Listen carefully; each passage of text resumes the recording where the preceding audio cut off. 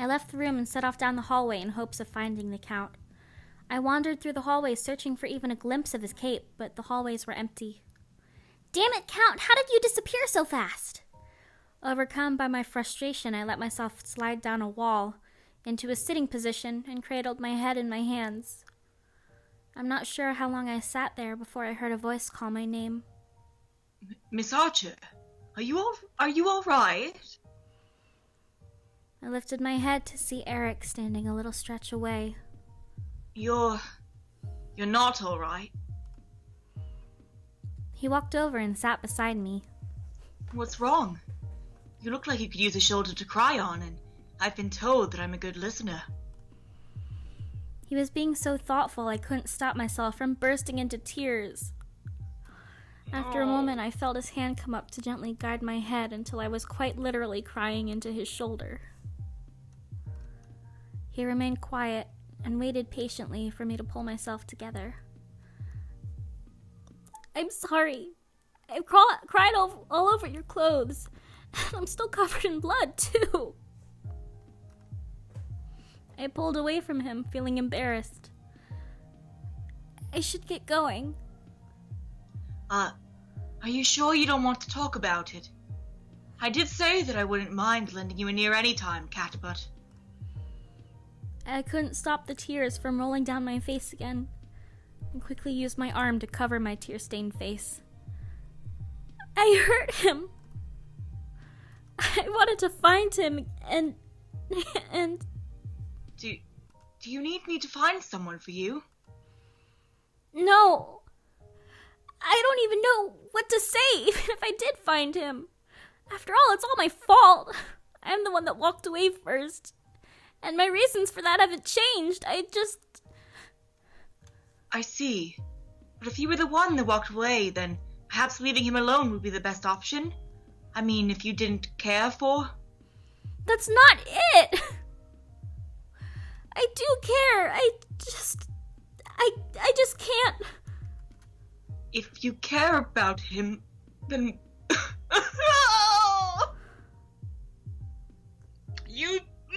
You schemer! If you care about him and the feeling was mutual, then why did you walk away in the first place? Wouldn't it have been a happy ending? That's exactly why I couldn't. You know my background. I'm not like the other guests. Why would that affect anything? Because I'm afraid. I'm afraid of what he'd do once he found out. What would he say? What if he feels I'm unworthy or that I'm a gold digger? I'm too scared. You? Afraid? You're the bravest woman I know. I'm not brave at all. You are. I've kept an eye on you all through all the games, and you've never ceased to amaze me. If it were me, I would not have cared about your background at all. I'm sure that if he really loves you, he'll accept you for who you are. Even if you're right, it's too late now. I guess I really blew it, huh? It's never too late. After all, true love conquers all. I gave him a light-hearted smile. Thanks. Even if that isn't true, I do feel a lot better. And really, Eric, a girl could get the wrong idea if you're too nice to them. If I wasn't covered in blood and pining over another man, I'd totally hug you right now. You're welcome to throw yourself at me any time. I let out a giggle as I got to my feet. Right, well, I should get going. I really need to wash off. Thank you again. I gave him a smile before heading back to my room. I'm like, because he said that line to her before, so I thought, oh. I know. When I woke up, the first thing I did was check to make sure I was in my normal room. Nothing seemed strange. Satisfied with that, I got ready for the day's task. I just finished getting ready when Eric's announcement tone rang out. So, some people have been asking exactly how we changed your rooms without any of you noticing. Well, the answer is magic. What? Mr. Valdemar, if I may. Oh, you're still here. I thought I gave you the day off. You did, sir, but I intend to take advantage of today's festivities. Oh, that's right, today's? Master Valdemar, perhaps I should explain about the room changes before we move on to that. Oh, right, the floor is all yours. Thank you, Master. I heard the sound of someone clearing their throat. As previously mentioned, the manor has undergone extensive work. Part of that was the addition of advanced holographic projectors provided by Kaiba Corp. A single flip of a switch, and the room is transformed. Whoa! In addition, we had retractable walls put in around the mansion. They are similar to roller shutters and make practically no noise. They were used to give the impression that the rooms had changed positions. That should suffice. I watched in amazement as the room changed back to normal. I thought it was magic. Very good, sir. Now I believe you had an announcement to finish. Today's the final task. Can you believe it? Time just flew. I think this calls for a little celebration. And that, my dear guests, is why we're having a little festival today. The aim is simple. Win as many games as you can to get the most points. More importantly, though, just have fun. Enjoy! The last task. I opened my door to see a man standing there holding a box. These are for you. Please read the instructions. Once you're done, I'll take you to the festival. He handed the box to me before closing the door. What? I opened the box to find a sheet of instructions laid on top of a festival mask and a yukata. Wear me? Why use such a big page for 2 words? I turned the page over. P.S. Don't take off the mask during today's event. I quickly changed into the yukata and festival mask before leaving my room. The man nodded approvingly at my attire before leading me out of the mansion and to the entrance of the festival. Miss Archer, over here. Wolfie? Where? I looked around for a moment before I spotted someone waving. I walked over to the waving man. Wolfie, how did you know it was me? He tapped the symbol on his mask. All our team members have this symbol. See? Mamaruni-san and Count have it. I looked over to the 2 men standing beside him to see they did indeed. Can we stop now? I don't see why not. So where should we go first? Let's split up. We can cover more ground that way. Sure. Well, I'm off to the shooting games. Well, I need to grab a bite to eat first. Oh, hey, I'll go with you. No! Conspiracy! They're trying... I know, they're trying to set us up, I knew it. I'm really hungry and it will probably take a while. You should really go and win us some tokens. Never going to win the award for acting, kid. Mr. Wolf's right. You should try to win some tokens. We're practically a man down with the Count anyway. I raised an eyebrow at the familiarity that Mamaruni-san was showing towards the Count. I'd take offense at that, but I really do suck at these games. Why did you make yourself useful and protect her or something?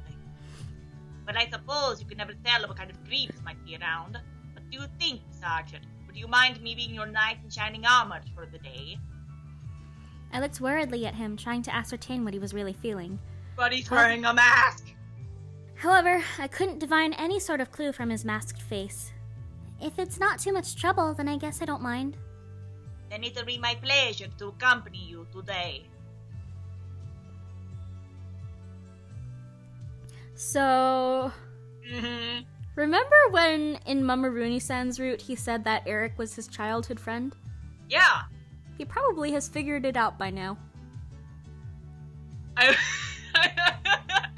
He was probably so mad.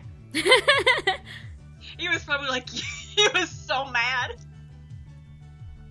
The other 2 left as soon as they heard our confirmation, and I shot them a suspicious look. Suspicious! shall we, Miss Orchard? Yeah, sure.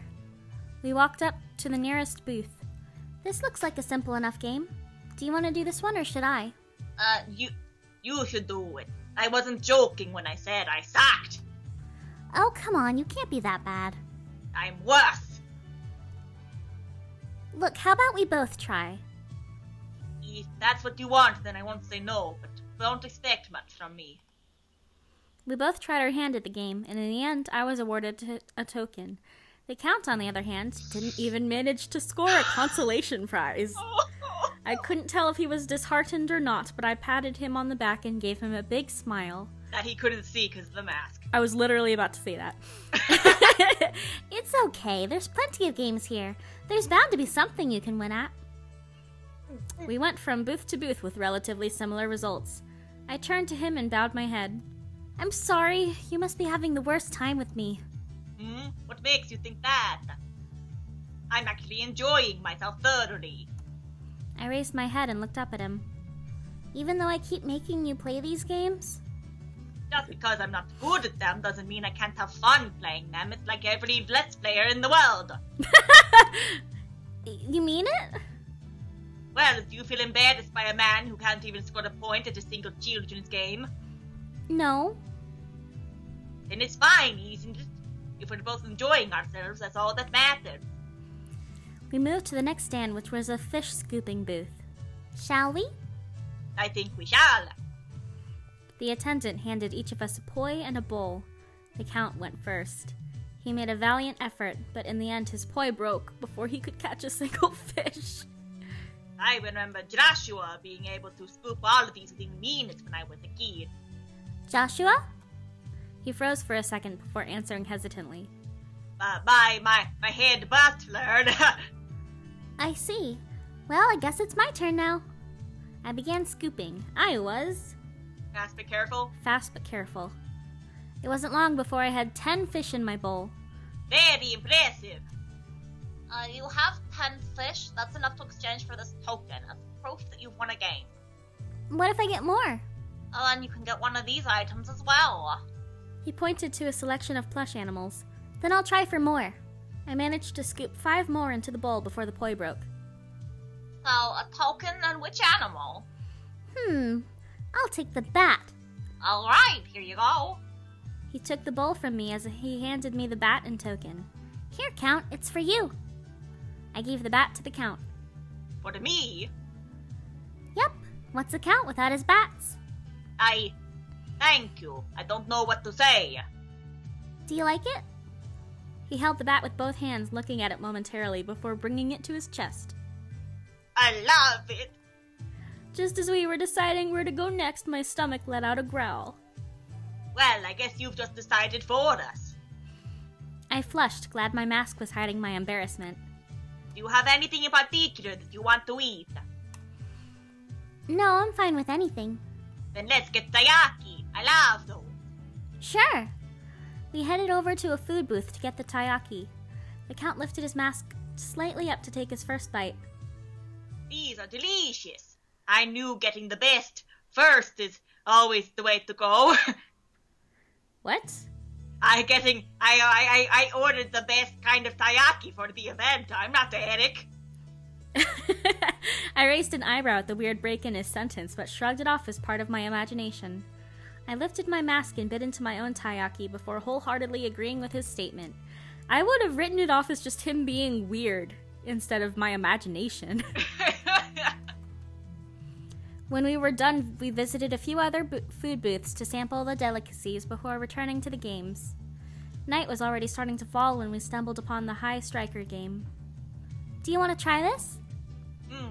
No finesse or skill required, just blunt force. I think I may actually stand a chance at this one. The attendant handed him a large mallet. We all stood back as he swung at the target.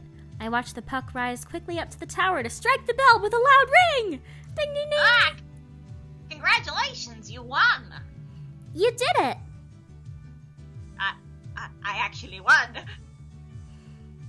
For winning, you get this token, but you can also pick any of these plush toys as well. Which one will it be? What's the wrong voice? Sorry. The keepy one, please. Alright, here you go. The attendant handed him the Kippy doll and token as he took back the mallet. Here, I want you to have it. He handed me the Kippy doll. Are you sure? I mean, you won it, so... I would never have even tried the game without you. And I certainly wouldn't have enjoyed this day as much as I have. So, please accept this token of my gratitude. I looked shyly at the ground as I thanked him. Eric's announcement tone suddenly played through the area. I hope that everyone has enjoyed this event as much as I did planning it. Still, the festival isn't over yet. Find a good spot with a view of the sky, because it's almost time for fireworks.